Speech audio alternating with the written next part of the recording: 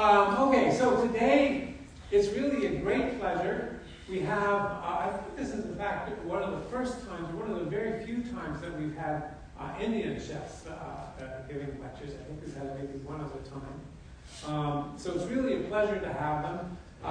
Chintan and Roni are going to tell us about unapologetic Indian, elasticity in Indian foods. And they run a food group called Unapologetic Foods.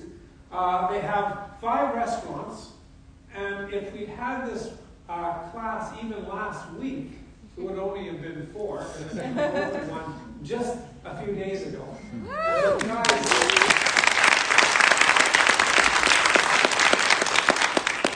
welcome here. Thank you for coming, and please tell us about it.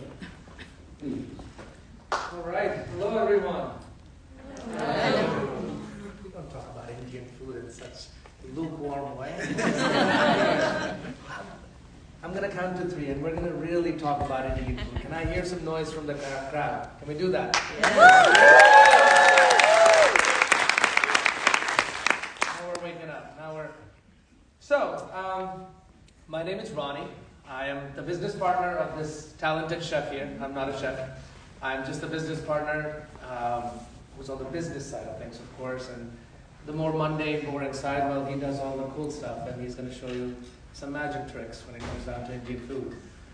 Now, what I'm here to talk to you guys about is really putting some context into what Indian cuisine has been like, why we even bothered to call our company Unapologetic Foods. Why do we even exist? We exist because I think for too long, it's not just Indian food, ethnic food in America has been apologizing. And we don't even realize how and when we are apologizing. Every time you see a little sliver of oil on top of a dish and you cringe, and you think, oh my God, is that okay? Should I have that? That's us saying, let me remove that for you. Every time you find something that actually you feel, oh, is it really spicy? Is it going to just drive me bonkers? And we say, you know what? I'm just going to tone it down. Do you want medium, mild, or what would you like? 5 elephants when you go to a Thai restaurant? How many chilies? What are we really saying to ourselves? What we are saying is there's actually a real standard of what food is, and somehow we as Indian cuisine don't really fit into that.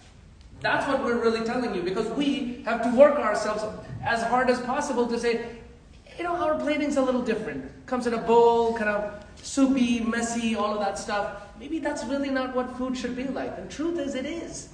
Almost 1/8 of the planet is consuming Indian food on a daily freaking basis. When did that become an exotic cuisine? When did that become the little thing on the sidelines is something that boggles our mind? With that idea, what we realize is every time, it's not just Indian food, every single time we consider a food of lesser value, we're not really talking about that dish or what's on the plate. We're actually talking about the people behind it. So the very mission of our company is to really make sure that is there a way, through the lens of food, we can start to have a real conversation in America where we say, this is what we eat at home. Let us celebrate our differences. Let us cherish them. Let us really talk about them and not hold back. Meat on the bone, fish on the bone, be it spice level. It is what it is. And that's what brings us here today. Of course, we're going to talk about elasticity. But the context of all of this are we created a set of restaurants in New York really to explore the regionality of Indian food. A lot of people consider Indian food to be quite monolithic. We feel, oh, I know Indian food. It's these set of dishes. I kind of know the flavor profile. But ask yourself, do you really say that about Europe? Can anybody here define what is European food? You go to Spain and you come back and I talk to you and you say, I've learned German food. You'll never say that. But that's what's happening with a lot of cuisines, especially when it comes down to the subcontinent of India. And with that, I'm going to hand it over to my partner here, who's going to talk about real stuff, real food.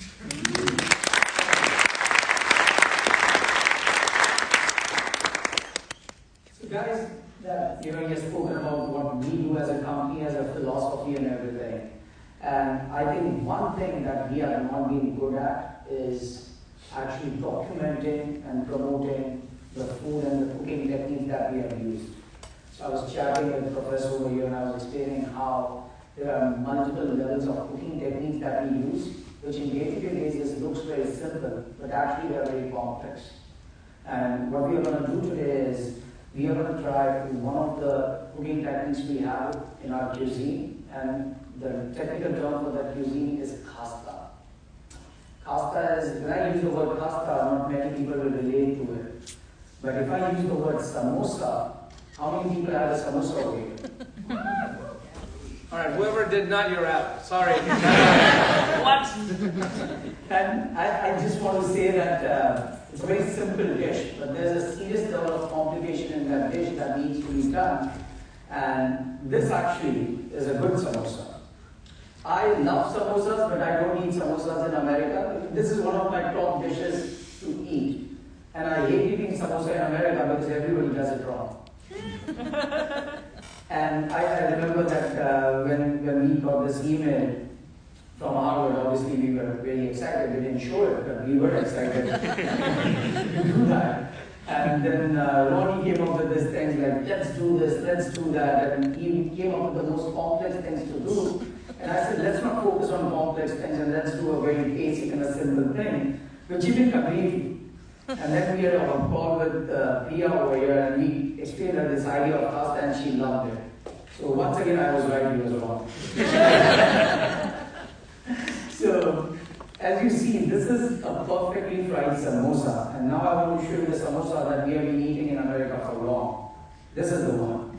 And if you look at it properly, it's actually not fried properly and it's raw inside.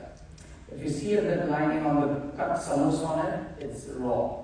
And the reason is that the way it was fried and the way it was cooked. And what we are going to do today is we're going to do two recipes with the same ingredients. This is just to make the dough. We are not making the stuffing or anything. Nobody's getting samosas tonight. Yeah, so listen, we run a business. If you were a paid us money, we would have got samosas. So we are going to do two recipes tonight, exactly same recipes. One, we'll use the technique of doing the kasta, and the other, we are not going to use the technique of doing the kasta. So there's two same recipes, and I'll actually need two people to come